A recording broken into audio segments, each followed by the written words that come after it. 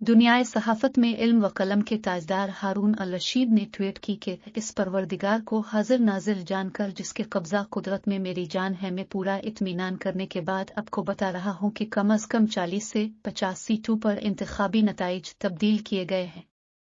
इस इलेक्शन में धांधली नहीं हुई बल्कि डाका जनी की गई है। इस पर इमरान रियाज क्या कहते हैं, आइए जानते हैं।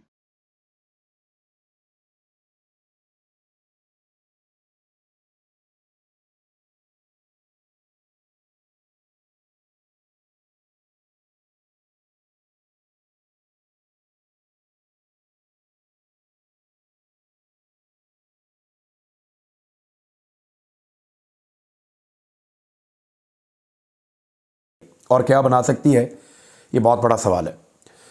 क्योंकि देखें, खैबर पख्तूनख्वा में भी उनके उम्मीदवार आज़ाद हैं, वफाक में भी उनके उम्मीदवार आज़ाद हैं और पंजाब में भी उनके उम्मीदवार आज़ाद हैं। अब मामला ये है कि ये सारे आज़ाद उम्मीदवार कैसे मुमकिन है कि एक हुकूमत बनाए।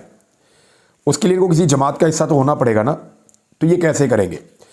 ये जो सवाल है इसका जवाब ढूंढने की हमने बड़ी कोशिश की है। मैं इसके बारे में आपको बताता हूँ, लेकिन थोड़ी सी चीज़ें मैं आपको बता दूँ। एक तो मियाँ नवाज शरीफ साहब और उनके बहुत सारे सहाफ़ी वो काफ़ी बदमज़ा हुए हैं, बल्कि वो जो सहाफ़ी जिनका ताल्लुक़ बहुत करीबी था मियाँ नवाज शरीफ से और PMLN से या पीपल्स पार्टी से, वो खुद अब तनकीद कर रहे हैं इस सारे प्रोसीजर के ऊपर। वो लोग जो हम पे तनकीद किया करते थे, मिसाल के तौर पे अफसार आलम साहब जो नून लीग के बहुत करीबी हैं, इन्होंने पहले ओहदे भी ले रखे थे, जैसे फ़ाद हुसैन साहब ने भी लिया था। तो अफसार आलम साहब फरमा रहे हैं कि पिछले 2 साल कमज़ोर और कन्फ्यूज़ सियासत की है नून लीग ने, और इनकी जो बुरी कारकर्दगी है इंतखाबात में उसकी वजूहात बता रहे हैं। दूसरा, उन्होंने कहा इस्टेब्लिशमेंट की शय पर गलत वक्त पर इमरान खान के ख़िलाफ़ अदम एतमाद की। अब ये देखें, जब हम ये बात कह रहे थे कि इमरान खान के ख़िलाफ़ जो तहरीक अदम एतमाद है वो ऑर्गेनिक नहीं है, हम ये कह रहे थे कि उसको साजिश के तौर पे निकाला गया है, तो हम गद्दार डिक्लेयर हो रहे थे, पर्चे हो रहे थे, गिरफ्तार हो रहे थे, यानी सारे सहाफ़ी हमें परेशान किया जा रहा था, पूरा निज़ाम हमारे ख़िलाफ़ हो गया था। आज अफसार आलम ये वो लोग हैं जो उस वक्त कह रहे थे कि ऑर्गेनिकली हुआ है, मियाँ नवाज शरीफ ने फ़ैसला किया है, फजलुर रहमान ने फ़ैसला किया है, डेमोक्रेटिक प्रोसेस है। आज अपने मुंह से कह रहे हैं कि एस्टेब्लिशमेंट की शय पर गलत वक्त पर इमरान खान के ख़िलाफ़ तहरीक अदम एतमाद लाए। अदम एतमाद के बाद हर कीमत पर इक़्तिदार में रहने की चाहत, जबकि पता था कि जनरल बाजवा डबल गेम कर रहा है। अब ये मैं नहीं कह रहा, अब ये बात अफसार आलम कह रहे हैं। 15 माह की नाकस कारकर्दगी और महंगाई में इजाफा, ये भी मैं नहीं कह रहा।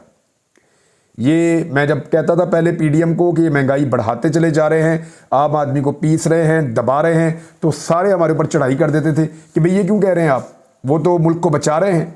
तो अब अफसार आलम मान रहे हैं कि उन्होंने मईशत को तबाह कर दिया और नाकस उनकी कारकर्दगी थी, महंगाई में उन्होंने बहुत इजाफा किया है।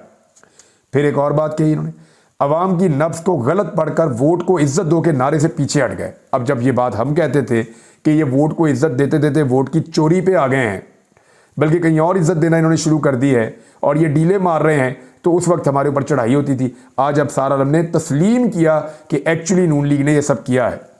फिर 7वां, मीडिया और सोशल मीडिया पर अपने मौक़िफ़ के दिफा और मुखालिफ के कमज़ोरियों की निशानदेही में मुकम्मल नाकामी, वो तो उनकी कैपेसिटी नहीं है। और आखिरी जो उनका नुक्ता है 7वां, वो ये कि वोटर को घर से निकालने में पूरी तरह नाकाम रही PMLN। तो ये बात नहीं है, वोटर निकला ही नहीं इनसे। कैसे घर से निकालते? वोटर तो कहता था जी हमने निकलना ही नहीं। अब ये सारे लोग आहिस्ता आहिस्ता मान रहे हैं, ये सारे लोग आहिस्ता आहिस्ता तस्लीम कर रहे हैं। एक्चुअली इनके साथ हुआ क्या है, इनको हराया नौजवानों ने और ख़वातीन ने। देखें, जो मिला जुला वोट है ना, वो जो मेच्योर लोग, बड़ी उम्र के लोग हैं, उनके वोट मिला जुला है। जो समझदार नौजवान हैं, जो पढ़े लिखे नौजवान हैं, जो वेल अवेयर्ड हैं, नौजवानों ने और ख़वातीन ने पांसा पलट दिया है पूरा का पूरा। यानी अगर मैं कहूँ कि जो वोटर बड़ी उम्र का है वो अगर 50-50 भी हुआ है, तो नौजवान 50-50 बिल्कुल नहीं हुआ और ख़वातीन भी 50-50 बिल्कुल नहीं हुई। वो वन साइडेड गए हैं।